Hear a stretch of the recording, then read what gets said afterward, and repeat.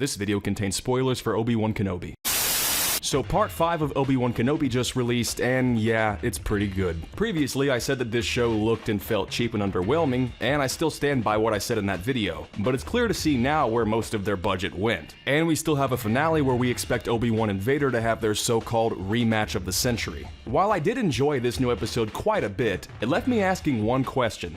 Why did they wait this long? I know that question is pretty open-ended and requires specification, but that's the thing. That question extends beyond one single issue. A lot of people seem to agree with my points in my video criticizing the show, but with this relatively high note of an episode, I'm really curious to hear what you all think about it now. Let's discuss, shall we? The first issue is Anakin Skywalker. Starting out with a flashback on Coruscant to Anakin and Obi-Wan sparring, like I described in my plot leak video, was beautiful. It was something out of a childhood dream, and it's still stuck in my head and probably will be for quite some time. Like I've said before, I love Hayden Christensen as Anakin Skywalker. Older fans that didn't grow up with the prequels may not have had the same fondness for him or the prequels in general, but his performance made a huge impact on my childhood. When I watched this, I could tell that Hayden had watched the Clone Wars, because some of his line delivery sounds just like Matt Lanner's Anakin. Are you? Why, you're gonna lose! I'll never try and debate whether or not Hayden or Matt is a better Anakin, because they both do the character justice and give it their own spin. I don't think it's controversial to say Anakin's lines and arcs are written far better in the Clone Wars, and now that someone else besides George Lucas is writing the dialogue for these characters in this era, it sounds way more natural. You're probably wondering why I bring this flashback up as an issue, and I'll explain. I just don't understand why they waited this long to give us something like this. I'm not saying this particular flashback should have been shown earlier, because I totally see why it was put here as it services the story in this episode. But did they really never consider showing us young Anakin and Obi-Wan at any point prior to this episode? You can call me a greedy little nerd all you want, but I know I'm not the only one who thought every episode would be sprinkled with a flashback or two of Anakin and Obi-Wan during the Clone Wars. This is the perfect time to show Anakin and Obi-Wan wear their armor in live action, and I might have fainted if they did. Does Anakin look like he's 19 years old here?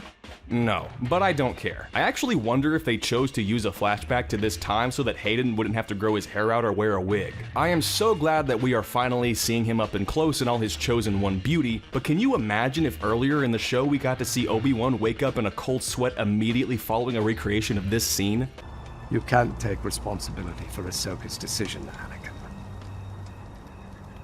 How would you feel if I turned into a major disappointment? It's not the same. It's precisely the same. You took me under your wing and practically raised me. I'm your Padawan, just like Ahsoka was mine. How well would you sleep knowing I failed you? Not very well, I imagine. Luckily, that isn't true, and never will be.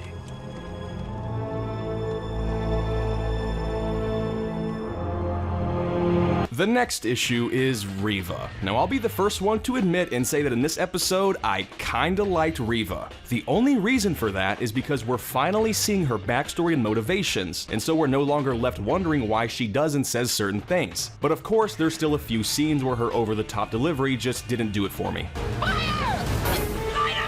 Now, Reva's constant screaming and grunting actually makes sense when she's fighting Vader, because we get confirmation that she was indeed that youngling in the series opening. Reva was a youngling during Order 66 and witnessed Anakin Skywalker lay waste to all her friends, which she called her family. This is why Reva knows who Darth Vader is. This backstory for Reva has been guessed by just about everyone since the first episode, and it just made sense. But I'm torn on this issue. On one hand, I do like how this episode handled the reveal that Reva was a youngling, witnessed the slaughter firsthand, and only wants to gain favor with Vader to potentially catch him off guard and strike him down. But on the other hand, part of me feels like they shouldn't have waited this long to give us her backstory. Now look, I'm not a screenwriter. Even though I've been critical of this show's writing, it would be naive of me to think I could write a full screenplay better than Joby Harold.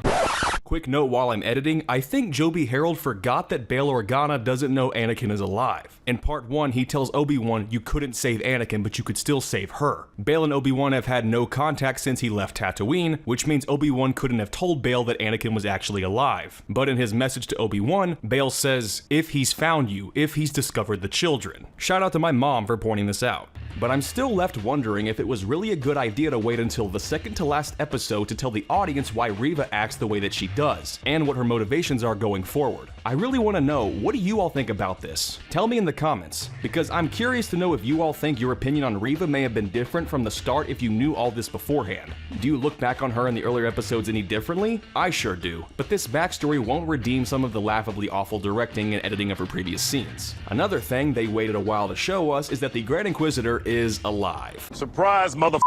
I don't really have an issue with this like I did with Anakin and Reva because A, he's alive in Rebels, which takes place after this show, B, his species has 2 stomachs, and C, Dave Filoni would have never let them retcon his work. This is really only a reveal for casual viewers who either haven't seen Rebels or just don't know who the Grand Inquisitor is. Looking back now, it's very obvious why they decided to take this route with the Grand Inquisitor. Having Reva stab him in the second episode was an easy way to write him out of the show for a few episodes because he's a very imposing figure and Reva is the driving force of the plot in this show. Even Rupert Friend knows about Powans having 2 stomachs, but this is never referenced in this episode, and instead it's implied he survived solely on his desire for revenge against Reva. Yeah, this is gonna get a little old. I know, the dark side of the Force is a pathway to many abilities, blah blah blah. Darth Maul did this, I don't think Palpatine technically did this, but the explanation for his survival is 1,000 times worse. Reva got fucking stabbed for what seemed like an implied second time in her life, and after finding out that Leia is Anakin's daughter, and the man she nearly killed on Tatooine is protecting Anakin's son, I think it's safe to say she's going to lick her wounds with the dark side of the Force in pursuit of Luke in the finale. Speaking of Darth Maul, this may have just been me, but when Vader took apart Reva's saber and threw it on the ground, for some reason I audibly exclaimed something like, "Oh my god, is that Darth Maul's?"